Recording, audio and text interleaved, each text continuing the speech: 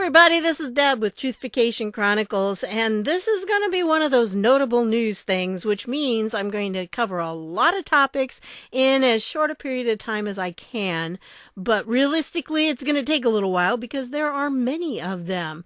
Anyway, I wanted to share this with you because these are things that I've come up with just in the last day, and I thought they were kind of interesting and you might be interested in seeing them. Remember, all the links are going to be down below, but it also means that I'm going to do this as a straight shot, which means I'm not going to edit it. So I hope I don't do anything really crazy here. My words don't get all tumbly and everything, but I'm going to do the best I can, and let's get going, okay? We're going to start with this article right here. MSNBC, NBC News top political editor accused of trying to intimidate a reporter on behalf of the DNC. Very interesting, isn't it? So what happened here? Well, this guy, Yashar Ali, claims that this lady, who is Daphne, what's her last name here? Daphne, it's here somewhere. Daphne Linzer has approached him on behalf of the DNC, even though she works for NBC and MSNBC.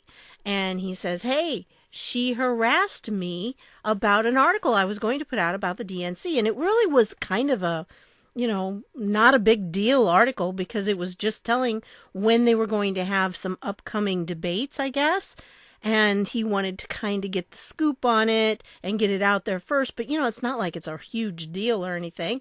But she contacted him and said, don't put it out yet. And so it was kind of weird. Here's his entire Twitter thread about it. And he said, yesterday I received a call from Daphne Linzer, who serves as managing editor of NBC, MSNBC Politics. Daphne's conduct during the call was highly inappropriate and unethical. So what was the purpose of her call? She called to bully me on behalf of the DNC.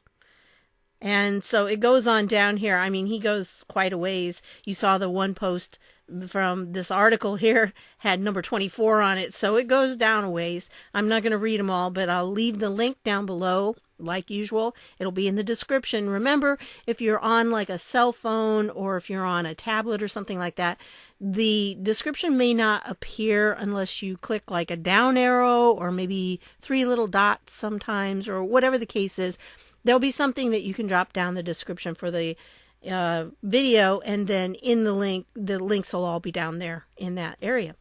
Okay, so anyway, he goes on, he says, Daphne, who oversees the political coverage for NBC and MSNBC, was calling to bully me into delaying the publication of an innocuous scoop, and at no point did she advocate for her network. It was only about the DNC. Here's how this all started. And then he goes through and he tells the whole story here. So again, I'm not going to take time to read it, but it's very interesting that this is coming out because now they're starting to expose the press and the media for working with the DNC. And it's not that they're actually working with them. They are part of the DNC. It's like they're an arm of the DNC. And that's part of what, the issue is. Not only do we have a press that's working with the DNC, but we have a press that is part of them. I mean, they're doing their work. And I've said this before. I'll see if I can remember to put in the graphic here. But this graphic is from WikiLeaks. And it shows that there were over 100, at least 100, this is a list of 100, that were listed, their media personalities that were listed in the DNC WikiLeaks emails. And this lady, Daphne Linzer, is mentioned in a couple of them. Here's one of them, and it was talking about, some things that were going on. It also mentions Mika and some other people. And so it's talking about working with them, the DNC working with them. And then this one right here, and again, these links will be down below. You can read the whole thing for yourself. This one actually mentions Chuck, as in Chuck Todd. And so, yeah, see, Chuck Todd. There we go. So they are definitely confirming that these people were contacted and were working with the DNC. I mean, this is not just about setting up interviews or things that they could write about, articles that they could write about. No, this is controlling the narrative. That's what the DNC was doing, and they were using these media people to do that. Okay, speaking of media people, this next one is a media personality from CNN. And yeah, Brian Stelter. Yeah, I'm sorry. I have to do that every time because I hear Mark Dice's version of his voice in my head. So anyway, Brian Stelter, this is from a few days ago, and I was going to do a video on it standalone, and I thought, nah, we'll just stick it in one of these. And anyway, Brian Stelter is a little upset because Sean Hannity got a 45-minute interview with POTUS. Well, granted, POTUS didn't go to that place. Didn't go to the studio to be with Sean, but he called him. And they talked for 45 minutes. And it was a really good interview. If you've not heard it, it's well worth the listen. I'll try to remember to put the link down below when I'm doing this. And so he says, surprise, the president's live chat with Sean Hannity is just a phoner. And so it was trying to be derogatory, I know, just a phoner. That's all it was. Well, the thing is, Trump's kind of known for calling in to different shows. I mean, he does this with Fox and Friends in the morning, and he's done it with different people, and then he's had in-person interviews before, too. Well, he is the president of the United States, and if you watch this man's schedule, he is like everywhere in the world, it seems like. So when you're talking about him not having time to actually go to a studio and sit down face to face with somebody, I would just much rather listen to him than I would have, I don't care so much about watching him, although I guess if you're into body language, sometimes that's fun to do, but mostly I'm just listening to what he has to say anyway. I'm crocheting along and not so much watching what's going on in the videos. So this was fine with me, just listening to him talk, He said the things he needed to say. It was 45 minutes, and you could tell that Sean, for the first time, was actually letting him talk. Hannity's kind of known for not always letting his guests talk. And so I was kind of impressed that he sat back and he let President Trump just go ahead and talk, which was a good thing. And that's what people need to hear. So anyway, this is Brian Stelter being upset because he didn't get an interview with Trump. Well, if you read through some of these comments, they're pretty funny. I mean, some of them are very negative against Trump, yes, and against Sean Hannity too. But most of them are pretty funny. Now, you have to understand, when I first brought this up, it had some different ones on there. And this is just some of them that I've seen. I mean, it kind of, every time you refresh the page, it updates. So anyway, yeah, wow. Chris Cuomo's show is so bad that Brian Stelter would rather watch Hannity. Oh, just, make sure you listen in because you'll never get one. Happiest day of his life. Having with the donuts. And I'm not sure, but there was a Tucker Carlson thing. I'm pretty sure it was Tucker who sent him a box of donuts, and I think it was probably based on this picture or something. I don't know. Poor guy. And yeah, what's that one donut sitting on the table? 1 for now, 5 for dessert. Oh, and like I said, some of them are negative, but look at this one. I'd rather listen. Looks like I'm not the only one. CNN, pretty embarrassing. And look at the percentage. Fox News, 56%. CNN, 14.9%. That pretty much says it all, doesn't it? And I don't know, Brian. With CNN's track record, I'll wait until another network reports it. Oh, it just, they go through. If it weren't for the airports, I'm pretty sure that CNN would have less viewers than reruns of Soviet-era Siberian dog sledding. Nursing homes, prisons, family members of CNN. Yep. His phoner envy. Oh, yeah, there's a lot of innuendos in these. And as you go down, it just is funny to see how people responded. Now, if you're not around Twitter very much, you may not know that usually when you see posts like this, the top ones are always like anti-Trump type things. Well, that has changed in the recent past. And now it's actually going according to a better way of sorting them. So it's just kind of funny. And here they have like Homer gobbling up the donuts. Eat more donuts. Poor Brian Stelter. I don't know what happened with the whole donut thing, but I should look it up. But I've kind of been trying to keep my head above water with all these videos and everything. Excuse me. There's just news like crazy coming out. Yeah. If you're a disgrace to the news industry, your name will go down as the dark years of the TV news. Surprise, CNN is the laughing stock of the world. Live phoner with confirmation of D-Class coming soon. Yeah, that was pretty interesting. The D-Class, POTUS definitely said during that interview that the D-Class is coming. He will do it.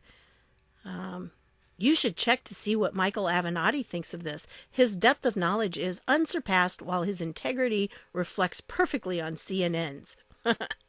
Anyway, there was one in here when I was looking at it the first time, and I don't know where it's at now. If I keep scrolling, I would find it, but I don't want to take that much more time. And it said, Fox brings us POTUS, CNN brings us Michael Avenatti. So that kind of sums it all up, doesn't it?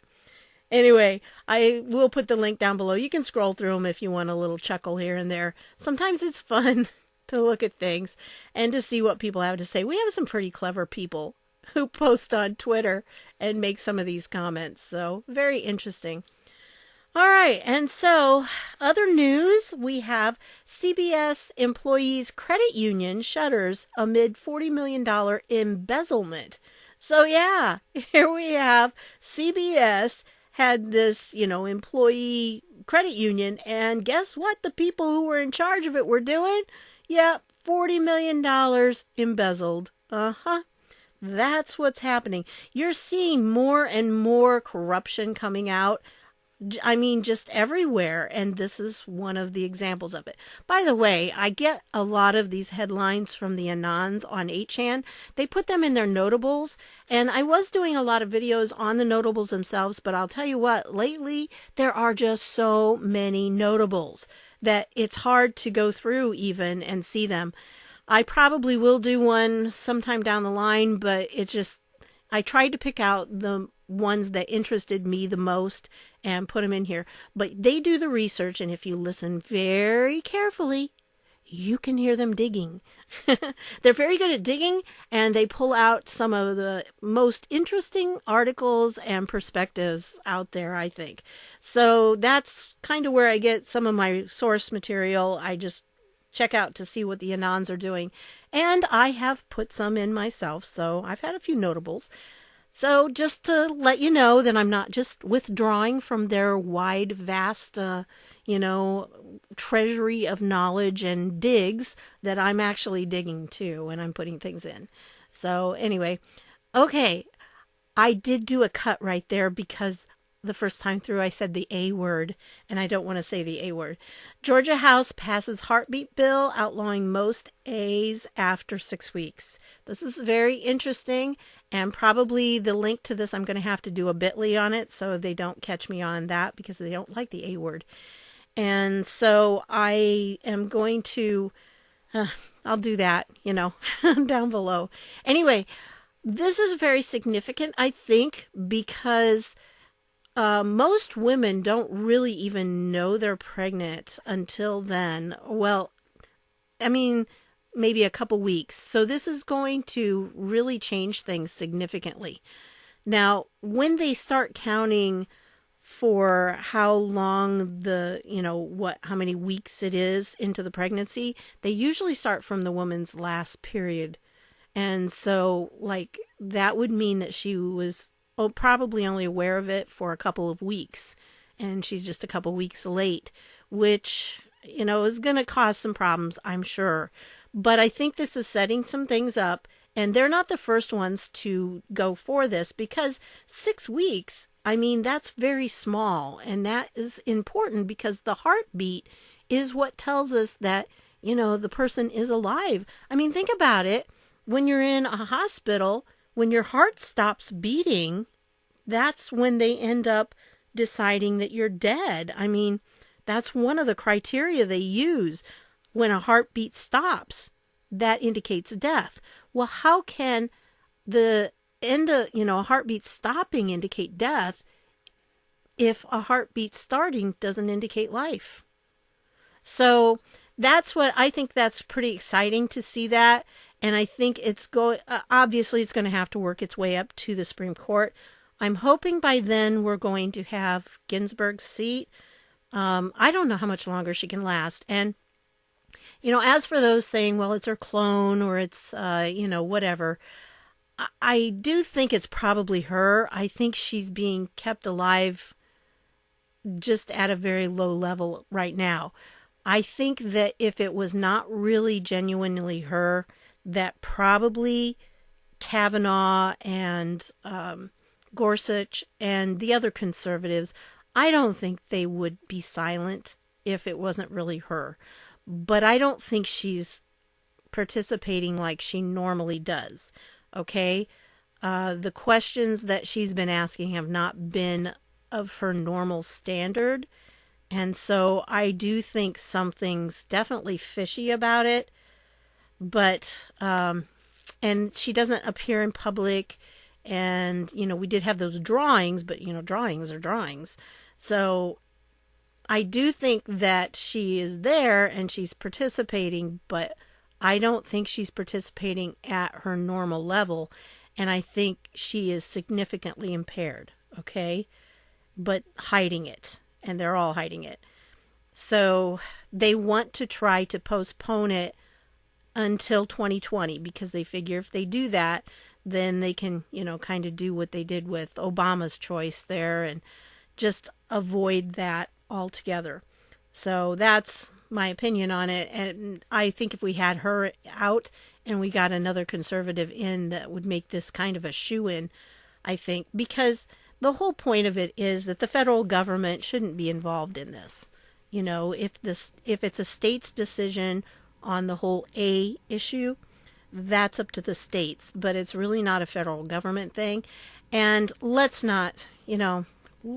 be honest, ladies, this is not a matter of woman's choice. Okay? You have the right to your body. You have the right to anything dealing with your body. But when when the egg is fertilized, it has a different DNA. It can often have different blood type than the mother.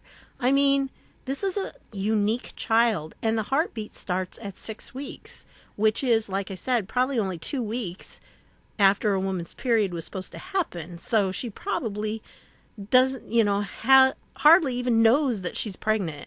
So I really think that this is an important bill because, we're not trying to endanger anyone's life. And that's the whole point of it. The child's life needs to be respected as well. So anyway, I'll get down off my A soapbox. But I'm kind of passionate about that. The Gateway Pundit on this one says, former chair of House Oversight Committee, that would be Jason Chaffetz, says Adam Schiff must lose his security clearance. Now, this is kind of clever in some ways because it's going to be really, really hard to get rid of him, okay? It would require 2/3 of a vote from the House, and we're just not going to get that, not with the Democrats in power. So not going to happen. We wouldn't get that many Democrats to come over to our side. And so getting him to step down is going to be very difficult. However, if he lost his security clearance, that could do it because he has to have a security clearance to be on that committee. I mean, everybody on that committee has to have one. So this is an article by Jason, referring to Jason Chaffetz and his comment that, he needs to lose his security clearance. and he can't serve on that committee at all. I think probably things are going to happen, and it's going to become very obvious because Adam Schiff is part of more than just spreading the big lie. And that's all going to start coming out, especially when things are declassified. So we'll see that then. Okay, this I think is funny. Okay, now Trump had this big rally in Michigan. It was really good. And he, of course, called Adam Schiff pencil neck. Well, guess what? And this is being sold by the Trump campaign. Trump's 2020 presidential campaign is now selling pencil neck Adam Schiff t-shirts. The only thing I'd say is they need it smaller. It needs to be a lot thinner. That's way too thick of a neck for him. So anyway, I just thought that was pretty funny. Oh, yeah, there it is. Okay, this one is kind of interesting. The DoD orders $250 million of gas masks. What do they know? Just pointing it out. I'll let you read it on your own. Links will be down below. But yeah, wonder why. And of course, it is something that maybe they're just being prepared, getting ahead of time, being prepared on that. And then again, maybe something's been talked about. It's going to take them a little while before they actually get these, but because you see here, we'll start delivery in the second half of this financial year, ending in September. So it'll be a few months, but they're looking forward to them, and I think could be something significant. I just thought I'd bring it to your attention. You can read the article. It'll be down below. This is from the Natural News, and Natural News. I bump them up big, so sometimes it makes it, well, first of all, it makes it easier to read. Secondly, it makes it a little bit better with all the ads and everything. And this one has a lot of ads. But anyway, door-to-door gun confiscations begin in New Zealand. One gun owner already dead, with thousands more targeted by armed government thugs. Now, this is a little misleading, to be honest, because the man who died, they believe it was self-inflicted because they were coming for his guns. They were talking about coming for him, and so he took his own life. I think that's what the situation is, which is horrible. And it's, just terrible that would happen. But it is still happened because as a result of the confiscations. And then there was another one that talks down below where they were targeted. I mean, they came and knocking on his door, and they should not have known that he even had those weapons. So it was kind of an interesting article to read. And I think, there's going to be something is going to come to a head, because that's just not going to happen here. And there is going to be a standoff if we're pushed to it. And so, we need to pay attention, because that is something that they want. Why? Because that's the only thing that stands between us and, tyranny. So we need to have those guns available to all citizens so that we can protect ourselves from those who would like to take advantage of us. All right.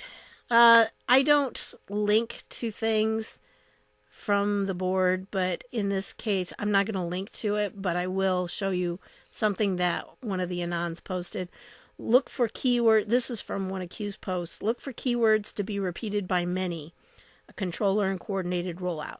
What they do is they put out words, certain buzzwords, and that's what we'll start seeing in the press. Well, what's the newest buzzword? And this comes from CBS News. And they had an article now. InfoWars' Alex Jones said he had a form of psychosis when spreading Sandy Hook conspiracies. So I think the next word, like this guy said, we have a new keyword. Anons have psychosis. So that's what they're going to try to call us. I have a feeling that's the new keyword that they're going to be repeating. Just listen for it, okay? As you watch the news, listen how many times that word is used. Okay? I'm just curious. Whether it is or not, I don't know, but it sounds like that probably is true. And this was very interesting from American Greatness. Do left-wing billionaires own House Democrats? Yeah, a good article. Very interesting. And of course, I don't know if you remember, but there was a Supreme Court decision, Citizens United v. FEC, and that allowed these independent groups to spend unlimited amounts of money on political advocacy. And that's what the Supreme Court ruled, that they could do that in 2010. Citizens United, though, was conservative, and so, of course, the Democrats cried foul. I mean, they went bananas over it. But now, who's doing it? Oh, yeah. Just a few years later, the Democrats are singing a different tune. And 2018, the Democrats took over the House of Representatives, financed, irony of ironies, by massive infusions of cash from unaccountable left-wing billionaires. Topping the list of Democrat Party's deep-pocketed liberal stalwarts are Tom Steyer and Michael Bloomberg. Yep. And so you can go through and read that. I thought it was kind of an interesting article there. And then this is the last one I have, so I'm almost wrapping it up here. The NRA has a interesting thing going on, and this has been going on for a couple of years.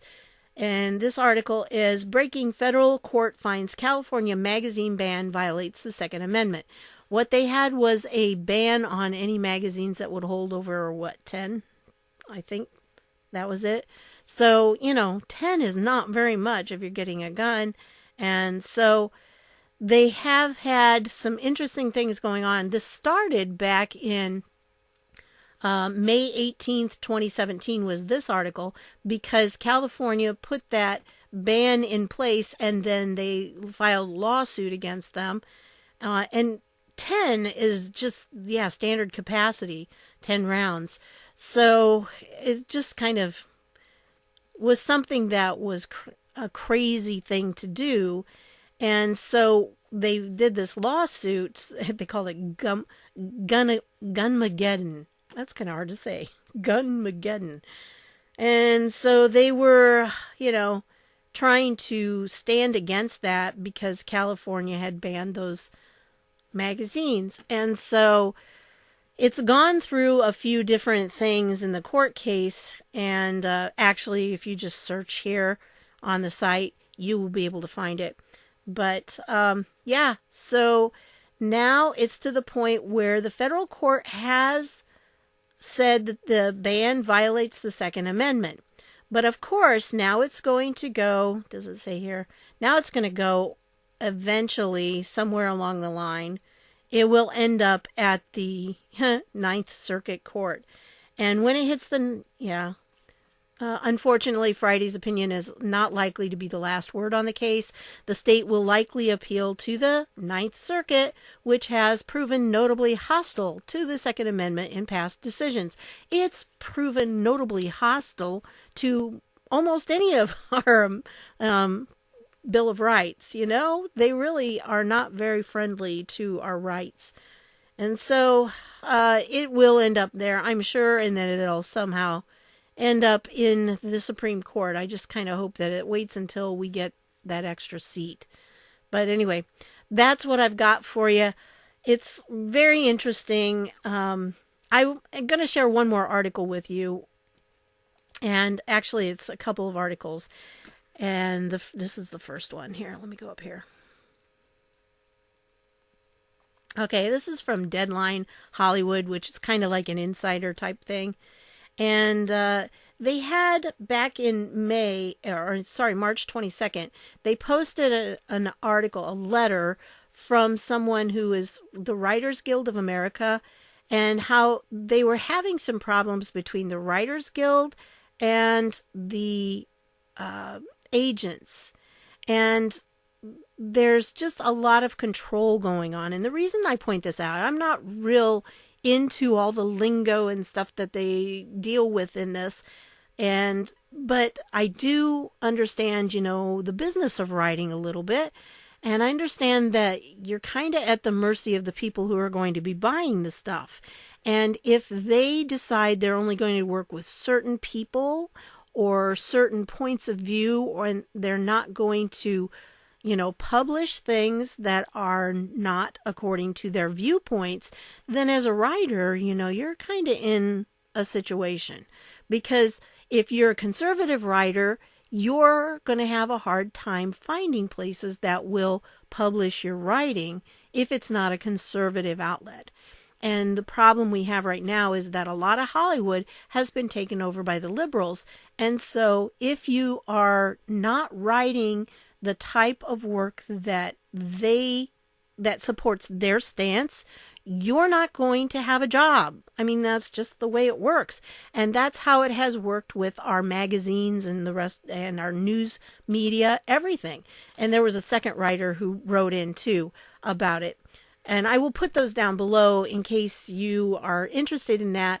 But again, a lot of it, I'm not going to go through it because a lot of people would not probably understand most of the lingo. But what I'm using this for is I want to point out to you a problem that we have when it comes to the media in general. Because you see, the media, whoever controls the media, like the publisher, the CEOs, the board members, whatever the case is for that particular media outlet, whoever is in control, who makes the publishing decisions, is the person who is, or persons who are going to have the influence on what narrative is said, or that particular outlet promotes. Because when you're a writer, what you do is, if you're going to write for like a news magazine, or if you're going to write for any kind of magazine whatsoever, you're going to find out that every magazine has its own slant. Okay, it has its own little niche that it fits in, and its own style and tone. And you have to match that in order to write for it. And for the most part, most of us probably understand that because, imagine somebody who typically writes for Chicken Soup for whoever, all the Chicken Soup type books. Okay, somebody writes one of those type of things, then trying to get that published in maybe the Wall Street Journal. Well, they have totally different audiences, so they have a totally different slant. They have totally different ways that they look at things. The tone of the outlets are different, and so there's a lot of writing style that has to match up. And I totally agree with that. I understand that as a writer. But what happens if you start having your media taken over by people who only have one point of view? And that is the liberal point of view. That's where we start getting into a problem. And this is what's happened, I think, in Hollywood, because we've seen so many of these types of writers rise to the top. The others, the conservative type people, aren't allowed to do that. They don't get to write for the TV shows. So the TV shows are slanted in the liberal direction. Well, that wouldn't be so bad if there was an alternative to Hollywood. If we had something equally as powerful that would be for the conservatives, but we don't have that. And in a lot of ways, this is what happened back in the 60s, the 50s and 60s, when they were dealing with segregation. And they had schools that were for blacks only or for whites only, and there were different standards. Like the black-only schools were not as wealthy and did not have as much money put into them as the white ones. And that was unfair. That was unjust. And what we're seeing right now in Hollywood is something that's quite unjust. I want you to think for a minute. How many people do you know, or, and what percentage of our population over the United States is conservative? Well, let's say 50%, okay? So if 50% of our country is conservative and has conservative values, then why doesn't Hollywood reflect that? But they don't. Watch the TV shows, watch the movies. They do not reflect conservative values in the percentage that conservatives are in our population. I've talked about this before. I talked about this in the one where I was showing POTUS doing the Green Acres skit. Okay, it's the same kind of thing. At that time in the 60s, there were a lot of shows on TV that were all these shows about something out in the country. Petticoat Junction, Beverly Hillbillies, Green Acres, and you had these shows that showed what it was like living in middle America. Well, then things started really shifting, and we ended up having shows that were only based in big cities. And now you have a hard time finding anyone who's not based in a big city with these different sitcoms and things and dramas. Everything revolves around big city living. And there's a huge difference between how big cities look at different issues and how somebody in the country looks at issues. And this was the thing that happened with Donald Trump, is that we had all of these people who were the forgotten people. You know, we were the flyover country where people didn't even know we existed, but they thought everything revolved around these big cities, and that was the only thing that was important. And so this is the problem that's going on in Hollywood, because we are underrepresented there. And when you see these views and you see the type of things being promoted in the different TV shows and movies, they are not the same as the values of many of us. It used to be like when I was growing up, you know, we watched TV shows that had people that lived pretty much like we did. And so it was very common. I mean, they may have laughed when they started out really with Green Acres and Beverly Hillbillies, and I think even Petticoat Junction, I think they thought they were looking down their nose at us and they were making fun of the people that lived that way. But for me, growing up, that's how I grew up. That was the kind of household and the kind of lifestyle that I was accustomed to. And so for me, those people were like me. Now, when I watch TV, I'm watching people that are not like me at all. And that's not necessarily bad, but I can't find anybody on TV that is like me anymore. I mean, it just doesn't happen.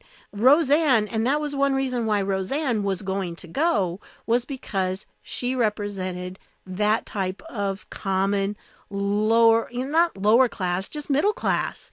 That's what she was. It was a middle class setting, living in a not great big town, and that was how many of us lived. And that's why it went over so well, because we had somebody who lived like we did. And so we could relate to them.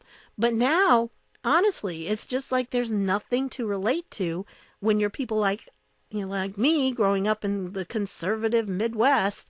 There's just nothing. None of the people that are on there are like me. And so I just have very few shows that I ever watch. I have like 2 or 3. Honestly, I don't even turn on my TV a lot of times, and sometimes I watch them if they're on Hulu, you know, they put them up, but that's about it, because it's just not the same. And it's not so much that I don't like diversity. I like watching shows about other people and how they live.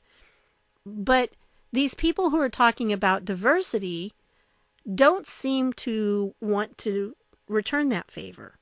You know, they have their way of living and they think everyone should do that, and that they don't need to know what it's like for me living here in Indiana. They don't even care.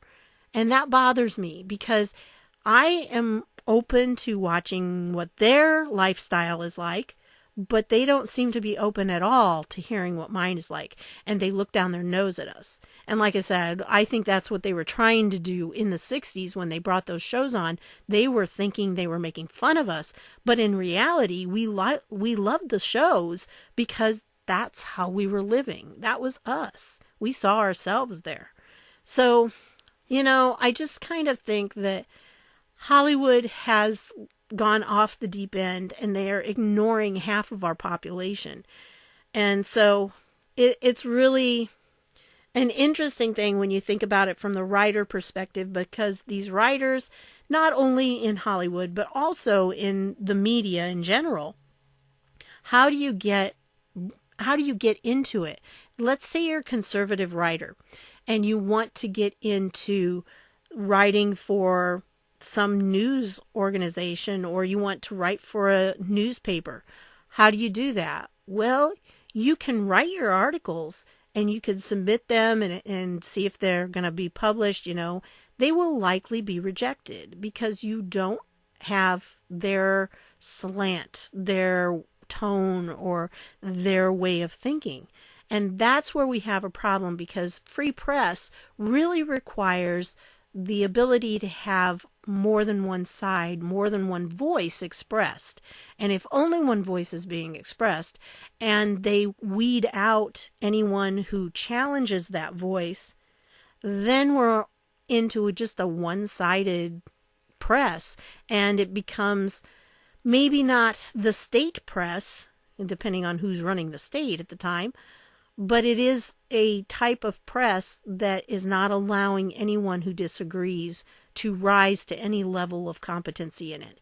And there are some very, very good writers out there who do write conservative things and conservative viewpoints, and some of them have been able to infiltrate, I say infiltrate, but I mean that in a good way, these liberal organizations. I mean, like John Solomon, it works at the Hill.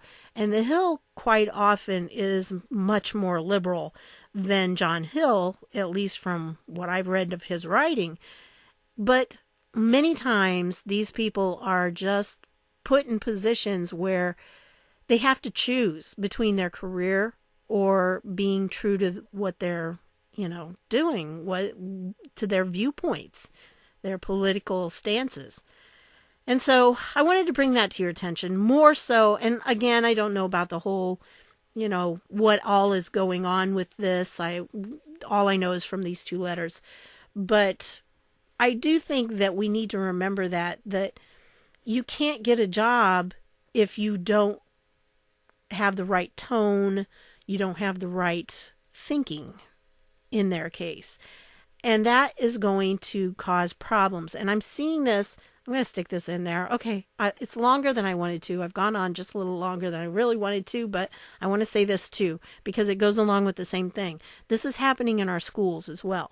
Being a retired teacher, I know this too. And what they're doing is the schools get liberal ideology at their top. The administration gets these liberal Democrat ideas in their brains. And then when they interview people to work there, they interview people according to that ideology. And so if you are too conservative, they're not going to hire you. Well, this is how we've gotten to the point where we are now. And we have so many colleges and so many upper level, high school. I can't speak to like middle schools and elementary because I didn't work in those, but I would assume that the same thing is happening. And so, even though I'm sure that if you said, would you hire a Republican? And they would say, oh, of course I would. When it comes down to it, when you start looking at some of the things that they ask about teachers, in an interview, there are ways they can weed out people who are not going to be, quote, team players. And that's how they're doing it. I've seen it happen many times that if you're not a team player, which means that you're not going to toe the party line. And that's what's happening in the schools as well. So it's happening in the schools, it's happening in media.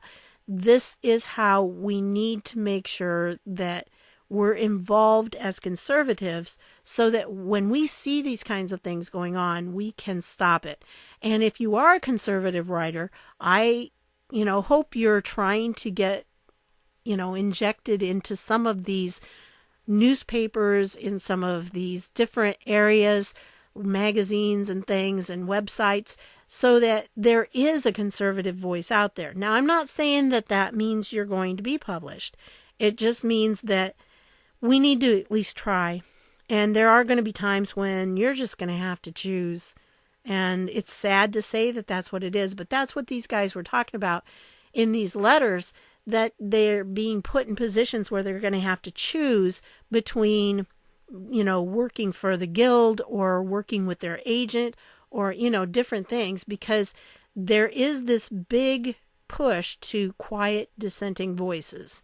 And that's what's really causing a lot of problems, especially in the, writers, and especially with the visual media and, podcasts and things. But we do, at least now, we have been able to open up the doors so that we have talk radio that can have a conservative viewpoint, and that we have like YouTube where people like me can give a conservative viewpoint. And then there's, also being able to self-publish. And this is probably one of the reasons that, it is one of the reasons that I'm choosing to self-publish. Not because I don't want to, work with a traditional publisher, and I could, and being in like the Christian market, I think I would have a better opportunity for it. But I just think that because of some of the things that my work is bringing up, it's just going to be one of those pieces that I think I'm probably better off going on my own, so that I have a little more control over how much of it goes out and how much doesn't. And just for those who are wondering, yes, my book the first book is being worked on, but my editor just is in the process right now of making a huge move across country with kids and family and horses, and so it's not good timing for her. It just was something that we have to kind of push the clock back a little, but that's okay. I would rather produce a very good work instead of giving you something that's not good quality. So that's what we're working on. It's hopefully next 2 or 3 months we'll start to get some stuff out. But yeah, it's happening, and that is going to work for me. But again, remember that when somebody like me does this, I am actually kind of taking a chance, because I will not get as many sales as like if I were releasing it through a traditional publisher. But I'd rather do that just because I think that the message that I need to convey is more important. And sometimes I think if I went with most traditional publishers, I would have to water down my message, and I'm just not prepared to do that, because I think the message I have to put out there is very important. And yeah, I know they're novels, but there's still kind of messages in there, some truth. And that's what I'm trying to get out there, the truth. So that's what I've got for you on this one. I'm sorry that it was so long and everything, but I just wanted to give you all these different little things that I found today. Honestly, this was like from today. There's so much news happening, and when you go into those notables in 8chan, it's just crazy, because there are so many. Every board that they come up with, more and more all the time. So anyway, that's what I've got for you. I want to thank you for stopping by, and I'll see y'all later.